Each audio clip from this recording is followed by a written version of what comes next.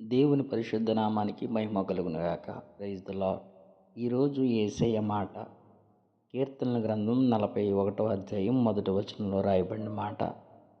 పేదలను కటాక్షించువాడు ధన్యుడు, ఆపత్కాలమందు యెహోవా వానిని తప్పించును అని. పరిశుద్ధాత్ముడు చక్కటి విషయాన్ని మనకు నేర్పిస్తున్నాడు. పేదలు కటాక్షించేవాడంటే దేవుని హృదయాన్ని అర్థం చేసుకున్నవాడని. ఇది కేవలం దయ అనేది కాదు, ఆత్మ సంబంధమైన సేవ. ఇటువంటి మనుషులను దేవుడు మర్చిపోడట.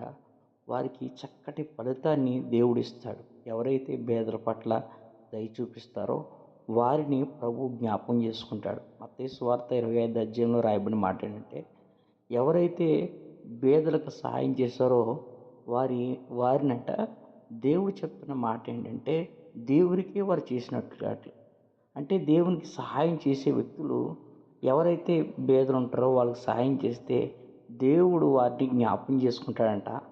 ఆపత్కాలమందు వారిని యెహోవా తప్పిస్తాడు.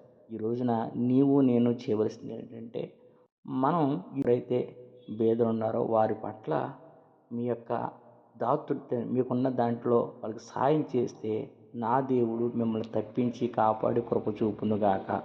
ఆమేన్.